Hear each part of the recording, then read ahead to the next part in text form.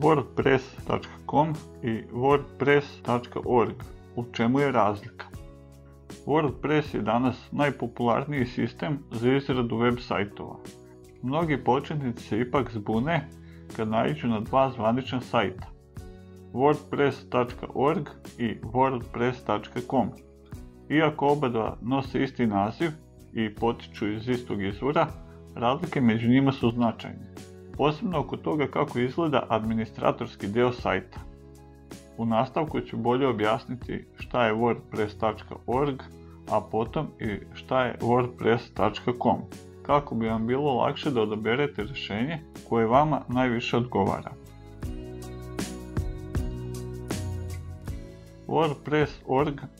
WordPress.org je zvanična web stranica koja pruža besplatan softver otvorenog koda, koji možete preuzeti i instalirati na sopstveni nalog ili na sopstveni kompjuter ukoliko želite da vježbate.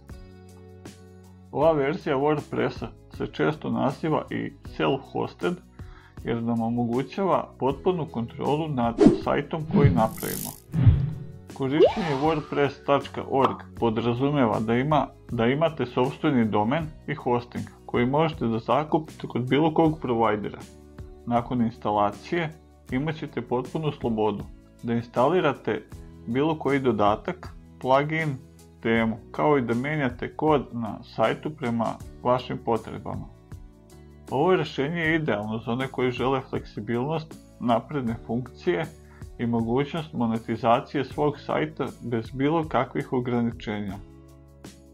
Velika prednost wordpress.org je upravo ta sloboda. Možete dodavati reklame na sajt, prodavati proizvode, koristiti napredne SEO alate, prilagođavati dizajn do najsitnijih detalja i koristiti sve vrste pluginova koji proširuju funkcionalnost sajta. Međutim, uz ovu slobodu dolazi i odgovornost. Korisnik, to jest vi, ste zaduženi za tehničku stranu održavanja sajta, kao što je ažuriranje, pravljenje sigurnosnih kopija, odnosno backupa, sigurnost i performanse. Ako nemate tehničko znanje, možda će vam biti potrebna pomoć stručnjaka ili da angažujete neku firmu da to odradi za vas. Ja sam Nikola Vejn, a ovo je YouTube kanal 3 zvezde uputstva. Pozivam vas da ostavite like ili komentar. Ako vam je interesantna oblast rada na internetu, možete i da se pretplatite na ovaj kanal. Šta je wordpress.com?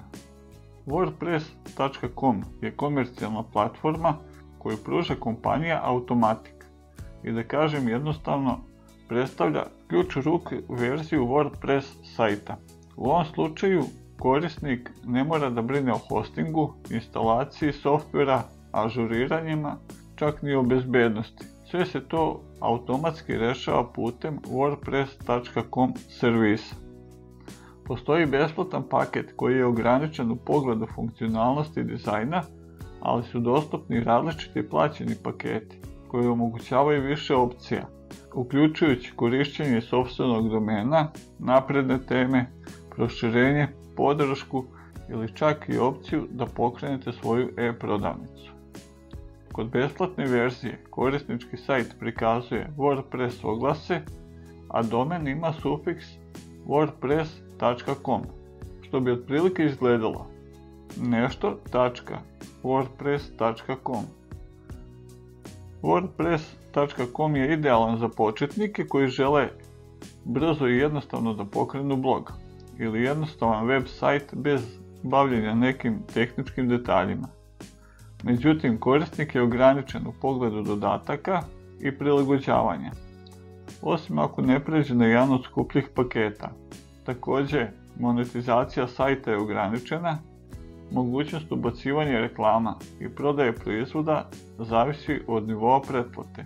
Dakle, iako je wordpress.com jednostavniji za korišćenje i idealan za neiskusne korisnike, naprednim korisnicima i firmama može brzo postati previše ograničen.